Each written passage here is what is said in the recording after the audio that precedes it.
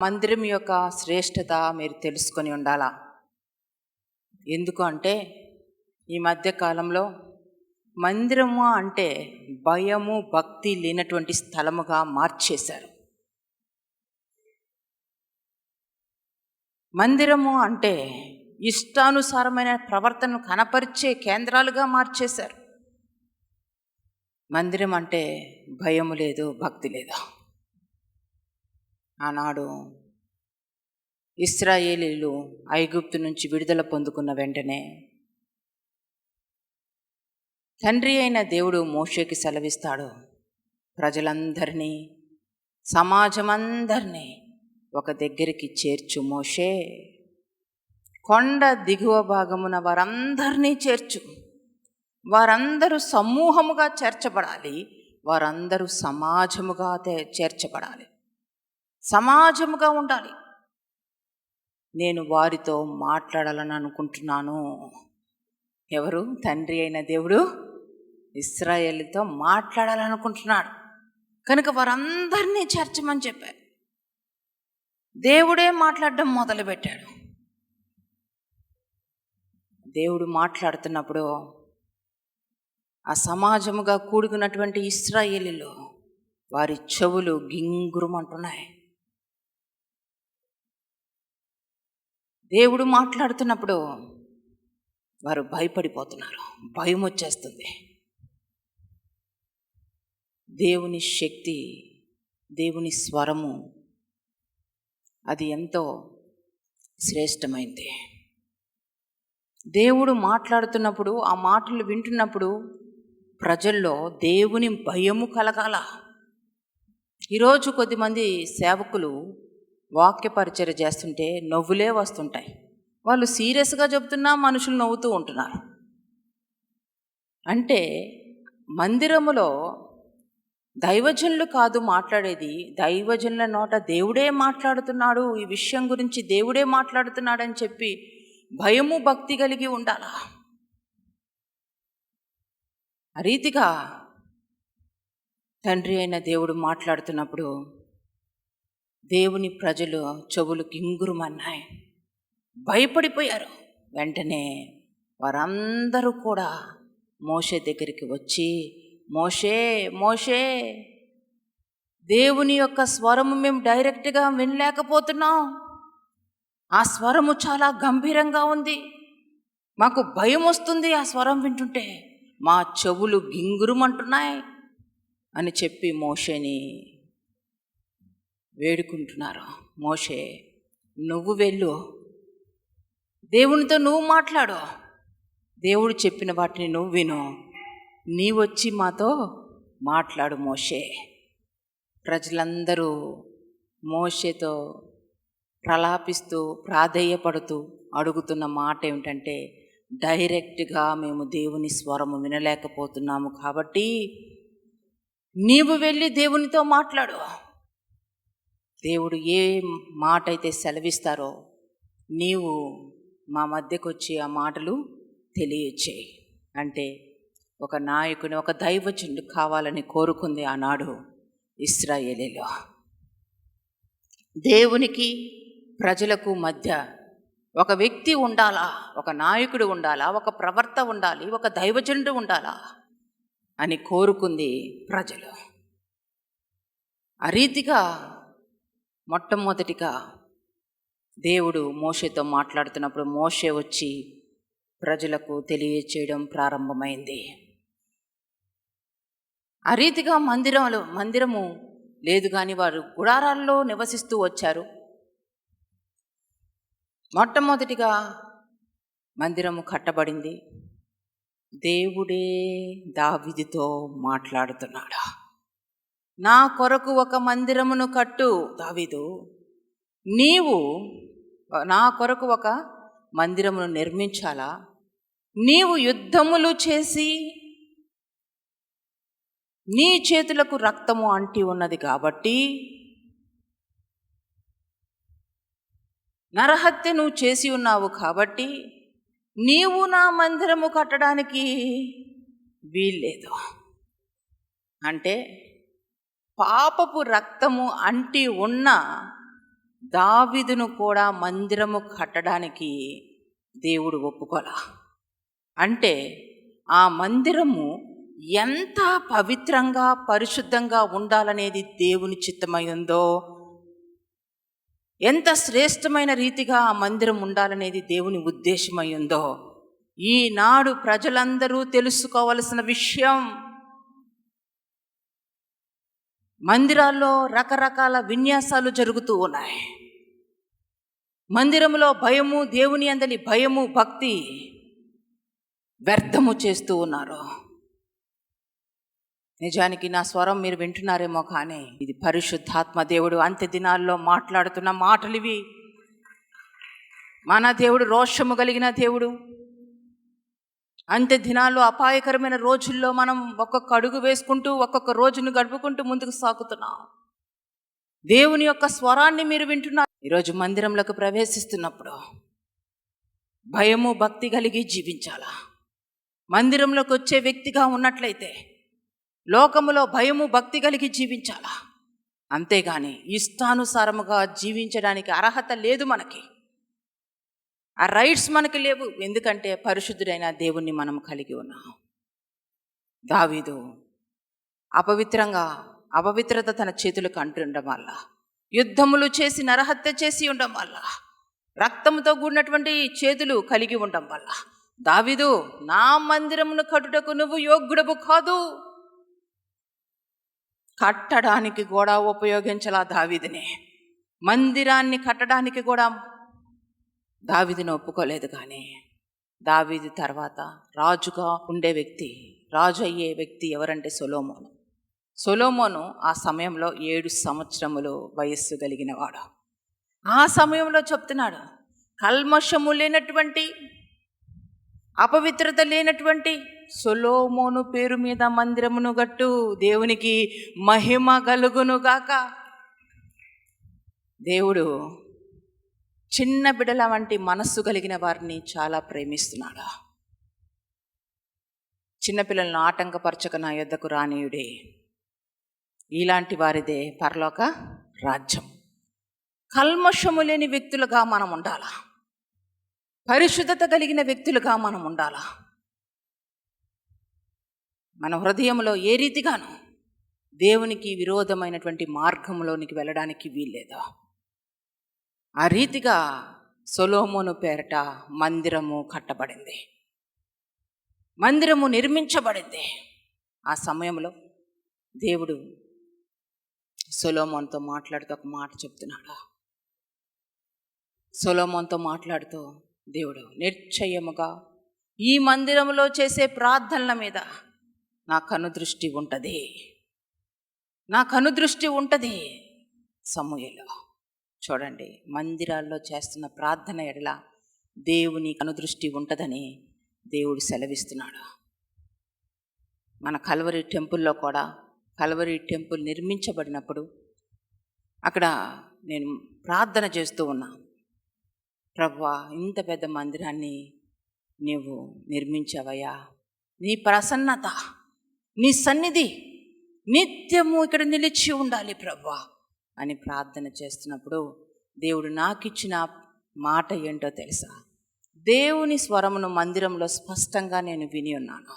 ఈ మందిరంలో చేసే ప్రార్థనలను మీద నా కనుదృష్టి ఉంటుంది, నేను చెవియొగ్గుతాను, దేవునికి మహిమ కలుగునుగాక. కానీ అంత శ్రేష్టమైనటువంటి పరిశుద్ధ మందిరంలోనికి వస్తున్న నీ జీవితము ఏ రీతిగా ఉంది? మందిరం అంటే భయము, భక్తి ఉందా? ఇష్టానుసారముగా జీవిస్తున్నారు.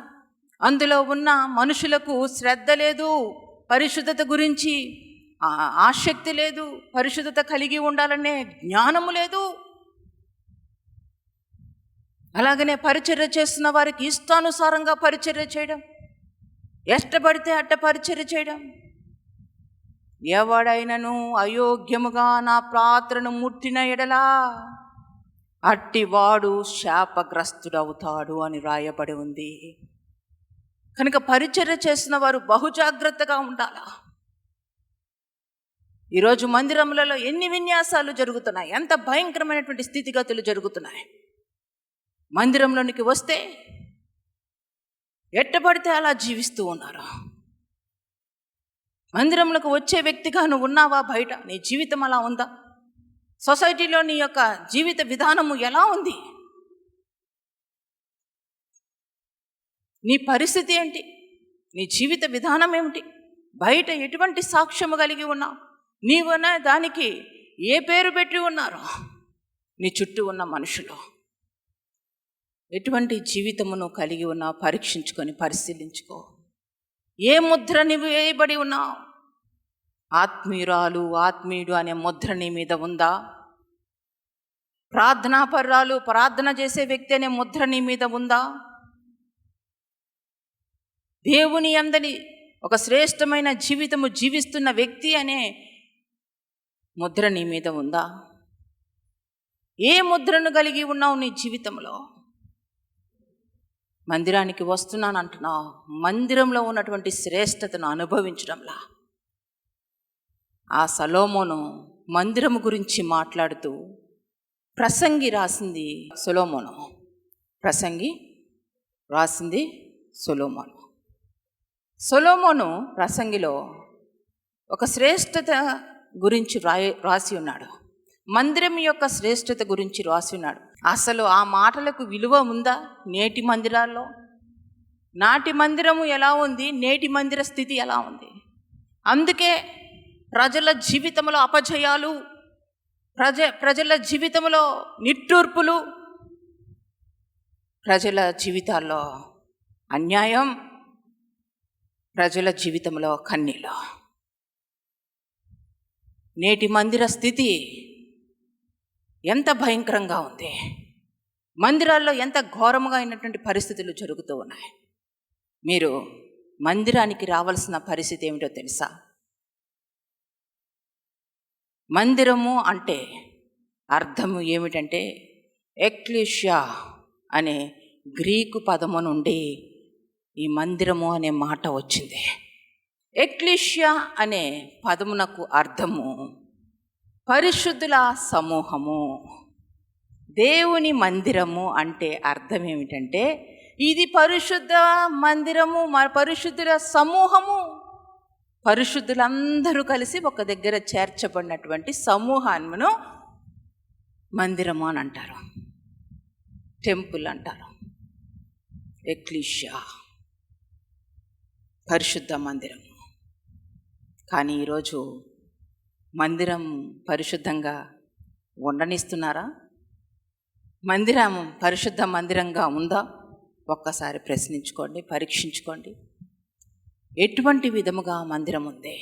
ప్రసంగి 5వ అధ్యాయము 1వ వచనం నుంచి కొన్ని వచనాలు చదువుదాం. నీవు దేవుని మందిరమునకు పోవునప్పుడు నీ ప్రవర్తన జాగ్రత్తగా చూచుకొనుము. బుద్ధిహీనులు అర్పించున్నట్లుగా బలులు అర్పించుట కంటే సమీపించి ఆలకించుట శ్రేష్టము.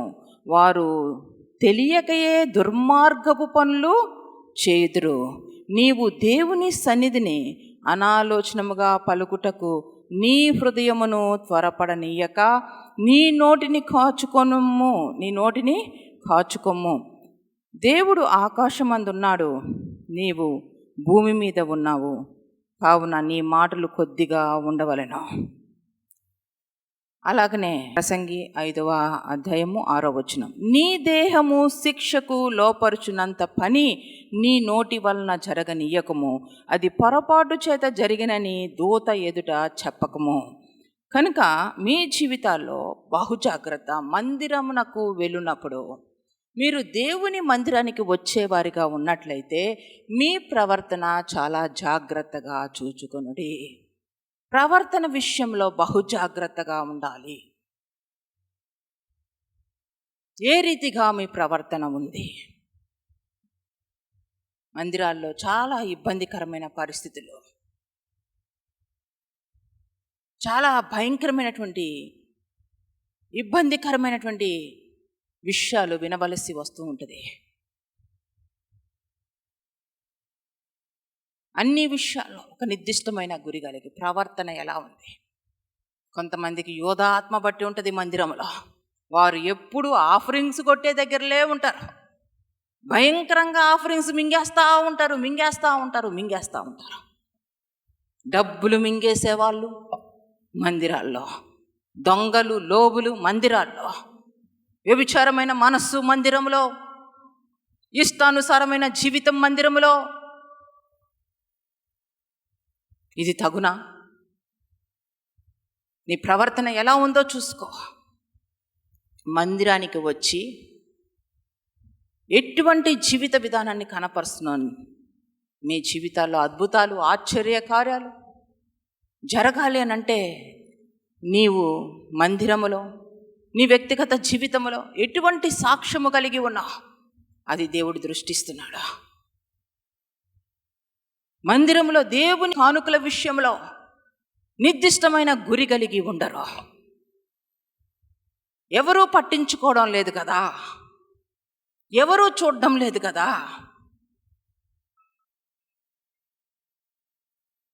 సాక్ష్యాన్ని అమ్మేసి, రక్షణను అమ్మేసి డబ్బు కోసం పరుగులు తీసేవాళ్ళు. యోధ ఆత్మ కలిగినటువంటి వారు డబ్బు కోసమో, పదవి కోసమో, అధికారాల కోసమో అయోగ్యంగా నీ జీవితం ఉందా? ప్రశ్నించుకో. నీవు దేవుని కొరకు, దేవుని పాదాల కొరకు నువ్వు మందిరంలోకి ప్రవేశించాలి. కానీ లోకానుసారమైనటువంటి జీవపు డంబాలతో ఎందుకు నువ్వు మందిరంలోనికి ప్రవేశిస్తున్నావు? చాలామంది అంటారు, మేము మందిరంలో అధికారులుగా ఉండాలా?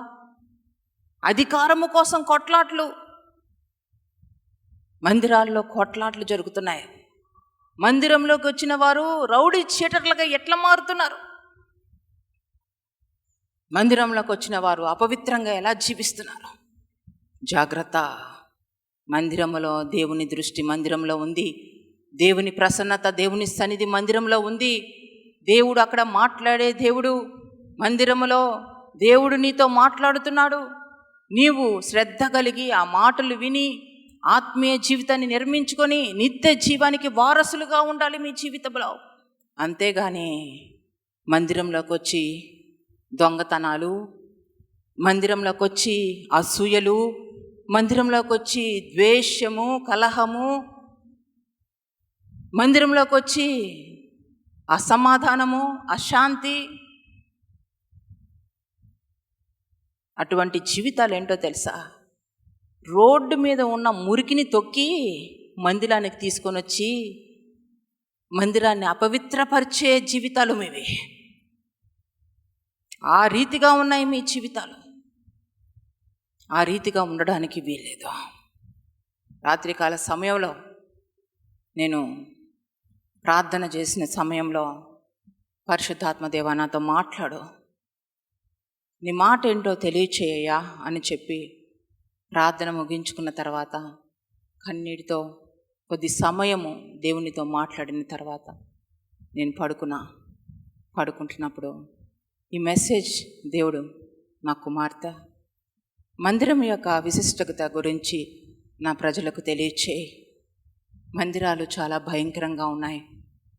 చాలా భయంకరమైనటువంటి రీతిలో మందిరపు యొక్క మహిమను దోచుకుంటున్నారు అని ప్రతి ఒక్కటి ఫలానా దగ్గర ఫలాంది రాయబడింది కదా, సొలొమోను ఇక్కడ ఇది రాసి ఉన్నాడు కదా, ఈ విధంగా ఇక్కడికి వెళ్ళు, ఇది చెప్పు, ఇది ఇక్కడ ఈ రీతిగా రాసి ఉన్నది కదా అని చెప్తుంటే నాకు అనిపించింది పరిశుద్ధాత్మదేవుడు ఎంతగా మందిరం విషయంలో దుఃఖపడుతున్నాడు.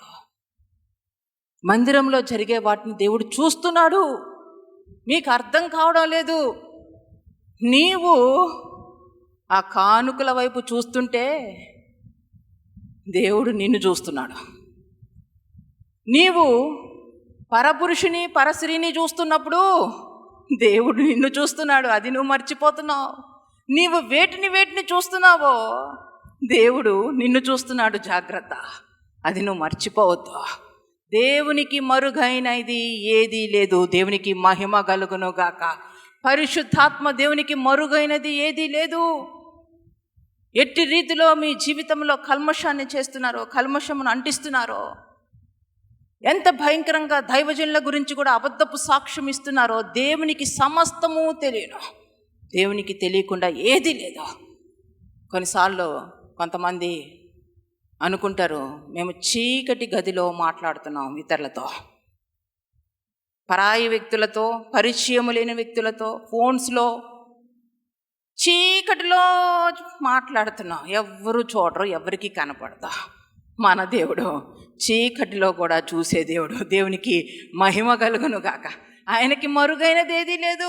నువ్వు ఎక్కడెక్కడ ఏది మాట్లాడుతున్నావో, ఎక్కడెక్కడ నీ నోటిని అదుపు లేకుండా వదులుతున్నావో, ఎక్కడెక్కడ నువ్వు అనవసరమైన మాటలకు తావిస్తున్నావో, ఏవి నీకు తెలియని విషయాల గురించి కూడా నువ్వు వ్యర్థముగా మాట్లాడుతున్నావో, దేవునికి సమస్తము తెలుసు. ఇక్కడ కొద్దిమంది ఉన్నారు, మీ నోటి మాటలు బహుభయంకరంగా ఉన్నాయి. ఇష్టానుసారంగా మాట్లాడే నోర్లు మీవి. ఏది మాట్లాడుతున్నారో మీరు ఎరగకుండానే మాట్లాడుతున్నారు. కనుక మందిరంలోకి వచ్చినప్పుడు బహు జాగ్రత్తగా ఉండండి. నిజంగా ఆ దేవుడు మీ కుటుంబాలను ఆశీర్వదించాలి, దీవించాలంటే, నీ బిడ్డలను గొప్ప చేయాలంటే, అభివృద్ధి పరచాలంటే, నీ తరములో నిన్ను ఉన్నతంగా నిలవబెట్టాలంటే, నువ్వు వెళుతున్న మందిరం యొక్క శ్రేష్టత ఏమిటో నువ్వు ఎరిగి ఉండాలా. ఊరకనే తెలిసి తెలియక మందిరాల్లోకి దిగబడవద్దు. అది పరిశుద్ధ మందిరము, అది పరిశుద్ధ మందిరము, అది పరిశుద్ధ మందిరము. కనుక పరిశుద్ధ మందిరంలోనికి పరిశుద్ధులు ప్రవేశించాలా. ఒకవేళ తెలుసో తెలియకో ప్రవేశించిన వాక్య ప్రకారము నీ జీవితాన్ని సరిచేసుకొని, సెట్ చేసుకొని నీ ఆత్మీయ జీవితాన్ని నిర్మించుకోవాలా. కానీ ఇష్టానుసారముగా జీవించినట్లయితే జాగ్రత్త. అయోగ్యంగా ఆయన పాత్రను ముట్టిన ఎడల శాపగ్రస్తులు అవుతారు. చాలా జాగ్రత్త. అయోగ్యంగా దేవుని మందిరంలోనికి ప్రవేశించవద్దు, ఇష్టానుసారంగా జీవించవద్దు. మీ నోటి మాటలు కూడా చాలా జాగ్రత్తగా మాట్లాడాలా. ఒట్టొట్టి మాటలు మాట్లాడుకుంటూ ఉండడానికి వీల్లేదు. పొరపాటు చేత ఇది జరిగిందని దూత ఎదుట చెప్పాల్సిన అవసరము లేదు. నీ దేహానికే నువ్వు శిక్షను తీసుకొని వచ్చుకుంటున్నావు. నీ దేహానికే శిక్ష వచ్చే విధంగా నువ్వు మాట్లాడవద్దు. కనుక బహుజాగ్రత్తగా నువ్వు మాట్లాడాలా. అలాగనే మనం చూస్తున్నాం, పరిశుద్ధ గ్రంథంలో చూస్తున్నాం, సమూయేలు 1వ అధ్యాయంలో హన్నా మందిరంలోనికి ప్రవేశించింది. దేవుడే దిక్కని చెప్పి దేవుని పాదాలు ఆశ్రయించింది. షిలోహు మందిరంలోనికి హన్నా ప్రవేశించింది. ఆ మందిరంలోనికి వచ్చినప్పుడు ఆమె లేమి కలిగినాయి. ఆ మందిరంలోనికి ప్రవేశించింది. ఆమెలో ఎటువంటి సంతోషము లేదు, సమాధానము లేదు. చాలా కన్నీటితో, కృంగిపోయిన హృదయముతో, లేమితో ఆమె షిలోహు మందిరంలోనికి ప్రవేశించింది.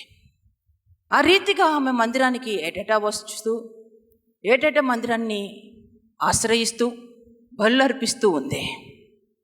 ఇక్కడ అదే బుద్ధిహీనంగా బలులర్పించుట కంటే మాట వినుట శ్రేష్టం, సమీపించి మాట వినుట శ్రేష్టం అని రాయబడి ఉంది. ఈరోజు మీ జీవితాల్లో పై బలులు ఏదేదో అర్పించాలనుకుంటున్నారు. కానీ దేవునికి నీ హృదయము కావాలనే జ్ఞానము నీకుందా? నీ హృదయాన్ని ప్రభువుకి ప్రతిష్ఠించుకోవాలి అనే జ్ఞానము నీకుందా? దేవునికి మన హృదయాలు ప్రతిష్ఠించుకోవడం అంటే వాక్యానికి మన హృదయాన్ని ప్రతిష్ఠించుకోవాలా. దేవుని మాటకు మన హృదయాన్ని ప్రతిష్ఠించుకోవాలా. ఆ హృదయంలో పరిశుద్ధత కలిగి ఉండాలా. అపవిత్రతకు చోటు ఇవ్వకూడదు. నీ హృదయంలో పరిశుద్ధత ఉండడం వల్ల నీ కళ్ళు పరిశుద్ధతను కోరుకుంటాయి. నీ హృదయంలో పరిశుద్ధతను ప్రేమిస్తే నీ నోటి మాటలు పరిశుద్ధంగా ఉంటాయి. నీ హృదయంలో పరిశుద్ధతను కలిగి జీవిస్తే నీవు పరిశుద్ధమైన వాటిని వినడానికి ఇష్టపడతావు. అలాగనే నీ హృదయంలో ఏ రీతిగాను కక్షలు, పగలు, ద్వేషము, అసూయ, అసమాధానము ఉండడానికి వీల్లేదు. ఎవరు నిన్ను ఇబ్బంది పెట్టినా వారిని క్షమించే మనసు నీకు ఉండాలా. నవ్వుతూ, వారి విషయంలో నవ్వుతూ, వారు చేసే బాధను స్వీకరించి వారి గురించి ప్రార్థన చేసి వారిని ఆశీర్వదించి దీవించాలా. ఇటువంటి మనస్తత్వం మనం కలిగి ఉండాలా. కానీ హన్నాకి తెలీదు, మందిరంకి వెళ్ళి బల్లర్పిస్తే చాలు అని అనుకుంది. కనుక ఏటేటా బల్లర్పిస్తున్నారు కానీ ఆమె జీవితంలో ఏ అద్భుతము జరగలేదు. దేవుడిచ్చే ఆశీర్వాదాన్ని హన్నా పొందుకోలేకపోయింది. ఎందుకు అనంటే ఆమె మందిరంకు పోవునప్పుడల్లా ఆమెలో నుంచి కోపం బయటికి వస్తుందంట. దేవుని మీదనే కోప్పడుతూ ఉందంటే ఇక్కడ ఎవరైనా ఉన్నారా? మందిరంలోకి వస్తే దెయ్యపు ఆత్మ బయటకు వస్తుంది, మందిరంలోకి వస్తే కోపం బయటకు వస్తుంది, మందిరంలోకి వస్తే ద్వేషం బయటకు వస్తుంది, మందిరంలోకి వస్తే అసూయలు బయటకు వస్తాయి. జాగ్రత్త. నీ జీవితంలో మందిరం యొక్క శ్రేష్టత నీ జీవితంలో పొందుకోలేవు. మందిరం యొక్క మహిమ నీ జీవితంలో కలిగి ఉండలేవు. జాగ్రత్త. ఒకరోజు వచ్చింది, తన హృదయంలో కోపం ఉన్నట్టుగా హన్నా గ్రహించింది. మన జీవితంలో మనం ఎప్పుడు విజయాన్ని సాధిస్తామో తెలుసా? చుట్టూ ఉన్న వారి బలహీనతలు గుర్తించడం వల్ల మనం విజయం పొందుకోం. చుట్టూ ఉన్నవారు ఎట్టాంటి వారా అని గ్రహించడం వల్ల మనము ఆశీర్వదించబడము, దీవించబడము. కానీ మన అంతరంగ స్వభావంలో ఉన్న మలినాన్ని, ఆ చెడు హృదయాన్ని మనం గుర్తించినప్పుడే అసలైన ఆశీర్వాదం ప్రారంభమవుతుంది. దేవునికి మహిమ కలుగును గాక. హన్నా గుర్తించింది. మందిరంలోకి వచ్చి కన్నీటి ప్రార్థన చేస్తుంది. కన్నీటి ప్రార్థన చేస్తుంది. నీళ్లు కుమ్మరించినట్లుగా ప్రార్థన చేస్తుంది. ఏడుస్తుంది. తన హృదయంలో ఆ కన్నీటి ప్రార్థనలో బలహీనతలన్నింటినీ కొట్టుకుపోతాయి. నువ్వు బలహీనతల చేత బంధించబడ్డావా? పాపము చేత బంధించబడ్డావా? అయితే ఈరోజు ఒక శ్రేష్టమైన విషయము పరిశుద్ధాత్మ దేవుడు నీకు తెలియజేస్తున్నాడు. కన్నీటి ప్రార్థనలో నీ అపవిత్రత అంతా కొట్టుకుపోద్ది. కొంతమంది కొన్నిసార్లు చెప్తూ ఉంటారు, అపవిత్రమైనటువంటి ఆలోచనలు వస్తున్నాయి, దీని నుంచి ఎట్ట విడుదల పొందుకోవాలా? కష్ట పరిస్థితుల్లో నేనున్నాను, బలహీనత చేత బంధించబడ్డాను, ఈ పాపము చేత బంధించబడని ఎట్లా నేను బయటికి వస్తాను అని చెప్పి అడుగుతూ ఉంటారు. కన్నీటి ప్రార్థన. ఆనాడు హన్నా మందిరంలో కన్నీటి ప్రార్థన ద్వారా తన బలహీనత మీద విజయాన్ని పొందుకుంది. దేవునికి మహిమ కలుగును గాక. ఆ రీతిగా తను ప్రార్థన చేస్తుంటే కన్నీటి ప్రార్థన, తనలో ఉన్నటువంటి కోపం అంతా కూడా కరిగిపోయింది, కనిపించకుండా పోయింది. అంతగా ఏడుస్తూ ప్రార్థన చేస్తుంటే ఏలి అంటున్నాడు, నీవేమన్నా ద్రాక్ష రసము స్వీకరించి వచ్చావా అని హన్నాను అడుగుతుంటే ఆ ఏలీతో చెప్తున్నా, ఏలినవాడా, నీ సేవకురాలైన నన్ను నువ్వు తప్పుగా ఆలోచించొద్దు. నేను అత్యధికమైనటువంటి కోప కారణమును బట్టి నిట్టూర్పులు విడుచుచున్నాను అని చెప్పి తగ్గింపుతో మాట్లాడుతుంది. నిజానికి ద్రాక్ష రసము సేవించి వచ్చావని ఏలి అక్కడ అడిగినప్పుడు కోప్పడాలా? నేను ప్రార్థన చేస్తుంటే, కన్నీటి ప్రార్థన చేస్తుంటే ఏ రీతిగా నీకు ఆ రీతిగా కనపడ్డాను అని చెప్పి అడగాల. కానీ హన్నా నా ఏలినవాడా అంటుంది. నా ఏలినవాడా. ఈరోజు మందిరానికి వస్తున్న ప్రతి ఒక్కరూ దైవజనుల్ని ఏ రీతిగా చూస్తున్నారో, ఏ రీతిగా పిలుస్తున్నారో, ఎటువంటి దృష్టి కలిగి ఉన్నారో జాగ్రత్త. నీవు దైవజనుని ద్వారా ఆశీర్వదించబడాలంటే నీ యొక్క ఆత్మీయ జీవితము, దైవజనుని మాట నీ జీవితంలో నెరవేరాలంటే తప్పక ఆ దైవజనుని చూడవద్దు, కానీ ఆ దైవజనుల్లో దేవుణ్ణి చూడాలా. దేవునికి మహిమ కలుగును గాక. నా జీవితంలో నేను అభిషేకించబడ్డాను, 9 వరాలతో నింపబడ్డాను. ఒక నిర్దిష్టమైన ఆత్మీయ జీవితంలో ముందుకు సాగుతున్న సమయంలో ఇంత పరిపక్వత కలిగినటువంటి ఆత్మీయత నేను కలిగి జీవించగలుగుతున్నాను అంటే మన దైవజనులు సతీష్ కుమార్ గారి యొక్క వర్తమానాల వల్లే. దేవునికి మహిమ కలుగును గాక. ఎందుకు ఈ విషయం నేను చెప్తున్నానంటే, మొదటి నుంచి చాలా శ్రేష్టమైన విషయాలు తెలియచేస్తున్నప్పుడు పరిశుద్ధ గ్రంథములో నేను వాక్యం వింటున్న సమయంలో నేను ఎప్పుడు కూడా నా భర్త వాక్యం చెప్తున్నాడు అనే ఆలోచన నాకు ఉండదు.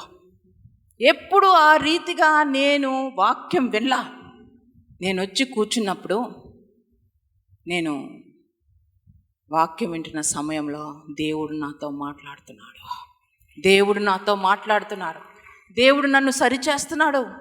కొన్నిసార్లు నాకు ఆ వాక్యానికి, నా హృదయానికి సరిగా అనిపించకపోతే, అడ్డుగా ఏదన్నా బలహీనత ఉన్నట్లయితే వాక్యము జరుగుతున్న సమయంలోనే మోకరించి ప్రభువా నన్ను క్షమించని కన్నీటి ప్రార్థన చేస్తూ ఉండేదాన్ని. ఆ వాక్యం వింటున్న సమయంలోనే వణికిపోతూ ప్రార్థన చేసేదాన్ని. వాక్యం ఎవరు చెప్తున్నారో తేరి చూడాల్సిన అవసరం లేదు. ఆ మనిషిని మనం చూడాల్సిన అవసరం లేదు. ఆ మనిషిలో ఆ యొక్క దైవజనుడిని మనం చూడాల్సిన అవసరం. ఆ దైవజనురాల్లో దేవుణ్ణి చూసినప్పుడే నీ జీవితంలో అంధకారము తొలగించబడుతుంది. దైవజనుడిని చూస్తున్నప్పుడు, దైవజనురాల్ని చూస్తున్నప్పుడు దేవుడే దేవుడే దేవుడే నాతో మాట్లాడుతున్నాడు అని అనుకుంటేనే నీ జీవితంలో కట్టబడిన బంధకానాలు, సంఖ్యలు విడుదల చేసుకొని నువ్వు బయటకు వస్తావు. దేవునికి మహిమ కలుగునే కాక ఆ రీతిగా ప్రార్థన చేస్తూ ముందుకు సాగుతున్న సమయంలో దేవుడు అంచెలంచెలుగా నా ఆత్మ అభివృద్ధి పొందే కొలది నన్ను అన్ని విషయాల్లో ఆశీర్వదించి దీవించాను. కనుక ఒక నిర్దిష్టమైన గురి కలిగి దైవజనులు ప్రకటిస్తున్న వాక్యాన్ని వినండి. కానీ దైవజనులు ఎప్పుడూ మీరు మాలాంటి మనుషులే అన్నట్టుగా చూడడానికి వీల్లేదు. వారిలో దేవుడు మాట్లాడుతున్నాడు. ఇదే ఆలోచన, ప్రభువా నీవే నాతో మాట్లాడు నాయనా, ప్రభువా నీవే నాతో మాట్లాడు ప్రభువా అని ఆసక్తి కలిగి మందిరంలోనికి రావాలా. చూడండి, అసలు ఏలే దేవుడు ఎవరు? ప్రపంచాన్ని ఏలే దేవుడు ఎవరు? మన మహోన్నతుడు, సర్వ సృష్టికర్త. ఆయన ప్రపంచాన్ని ఏలే దేవుడు. దేవునికి మహిమ కలుగును గాక. ఆయన సమస్తాన్ని పరిపాలించే దేవుడు, ప్రపంచాన్నే పరిపాలించే దేవుడు మన మహోన్నతుడు. కానీ ఆ మాటను ఏలీకి పెట్టి మాట్లాడుతుంది అన్న, నా ఏలినవాడా. అంటే ఆ వ్యక్తిలో ఏలీని చూడడం లేదు, కానీ ఏలీలో దేవుణ్ణి చూసుకుంటుంది అన్న. దేవునికి మహిమ కలుగునుగాక. ఆ రీతిగా దేవుణ్ణి చూసుకుంటూ ఆ యాజకుడి దగ్గర ఉంది కాబట్టి ఆ ఏలీ అంటున్నాడు, వచ్చే ఈ సంవత్సరం కల్లా యెహోవా సన్నిధిలో నీవు ఏవైతే కోరుకున్నావో, ఏదైతే నీవు అడిగావో అది వచ్చే సంవత్సరం కల్లా జరుగును గాక అన్నాడు. దేవునికి మహిమ కలుగును గాక. ఈమె ఆ ఏలీని చూడకుండా ఏలీలో ఉన్నటువంటి దేవుని ఆత్మను చూస్తుంది కాబట్టి ఆ యొక్క మాటను ఎలా రిసీవ్ చేసుకుందంటే, దేవుడే నాతో మాట్లాడాడు, దేవుడే నన్ను ఆశీర్వదించాడు, దేవుడే తన నోట నుంచి నాకు ఆశీర్వాదము పలికాడా అని దేవుని మాటగా హన్నా స్వీకరించింది. ఈరోజు మీ జీవితంలో మందిరానికి వస్తున్నారు, దైవజనుల పట్ల మీ ఇంప్రెషన్ ఎలా ఉంది? దైవజనుల్ని ఎలా చూస్తున్నారు? ఎలా కనిపిస్తున్నారు దైవజనులు? జాగ్రత్త, వారు దేవుని ఆత్మచేత నడిపించబడుతున్నవారు, దేవుని అభిషేకము చేత నడిపించబడుతున్నవారు. వారిని వ్యర్థముగా చూడడము కానీ, వ్యర్థముగా మాట్లాడడము కానీ ఏమాత్రం మంచిది కాదు. అన్న మందిరంలోకి రావడానికి వచ్చింది, కానీ దైవజనుని యొక్క శ్రేష్టత కూడా ఎరిగి ఉంది. మందిరము శ్రేష్టత ఆమె జీవితంలో అనుభవించాలంటే ఆ యాజకుని యొక్క శ్రేష్టత ఏమిటో కూడా గ్రహించింది. ఆమె యాజకుడిని చూడడం లేదు, కానీ ఆమె యాజకుల్లో దేవుణ్ణి చూస్తూ ఉంది. ఈరోజు మీ జీవితాలు ఎలా ఉన్నాయి? ఎలాంటి మాటలు, అపవిత్రమైన చూపులు? దైవజనులంటే భయం లేని జీవితాలు. దైవజనులు చూడవలసిన విధం ఏమిటి? దైవజనుల గురించి మాట్లాడుకునే విధం ఏమిటి? ఎట్లాంటి స్థితిలో ఉన్నారో జాగ్రత్త. మందిరంలో ఉన్న శ్రేష్టత మీరు పొందుకోవాలంటే దైవజనుల నుంచి దేవుడు మాట్లాడుతున్నాడని శ్రద్ధ కలిగి, భయము కలిగి ఉండు. భయముతో ఆ యొక్క దేవుని మాటలు స్వీకరించి నీ జీవితంలో ఉన్నటువంటి పనికి రానటువంటి పాపాన్ని పెరిగి పారవేసుకో, తొలగించుకో. ఎప్పుడైతే ఆ దేవుడు చెప్పిన మాటగా, యాజకుడు చెప్పిన మాటను హన్నా తీసుకుందో, ఆ నాట నుండి అక్కడ ఒకటి రాయబడి ఉంటుంది, హన్నా నాట నుండి సంతోషంగా ఉంది.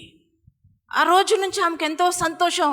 ఎందుకంటే ఏలీలో ఆమె దేవుణ్ణి చూసుకుంది కాబట్టి దేవుడే నాతో సెలవిచ్చాడు అనే ఆనందము ఆమెలోనికి వచ్చింది. చూసారా, ఈరోజు మందిరాలకు వచ్చేవారికి ఈ సంతోషం ఉందా? ఈ ఆనందం ఉందా? ఎందుకు సంతోషంగా ఉండాలా? ఎందుకు మొహాలు మాడిపోతున్నాయి? ఎందుకు కృషించిపోతున్నారు? ఎందుకు దిగజారిపోతున్నారు? ఎందుకు ఇష్టానుసారమైన జీవితము జీవిస్తున్నారు? ఎందుకు నిరుత్సాహమైన మనస్సు మీలో ఉంటుంది? మందిరం యొక్క శ్రేష్టతను ఇంకా గుర్తించలేదు. దైవజనుల యొక్క శ్రేష్టతను గుర్తించలేదు కాబట్టే ఇంకా నీ హృదయంలో కృంగుపాటు, వేదన, బాధ, నష్టము, కష్టము అనుభవిస్తూ ఉన్నా. మందిరంలోకి ప్రవేశించింది, బాధతో ప్రవేశించింది, కష్టముతో ప్రవేశించింది హన్నా. ఇబ్బందికరమైన పరిస్థితుల్లో దేవుణ్ణి ఆశ్రయించింది, మందిరానికి వచ్చింది.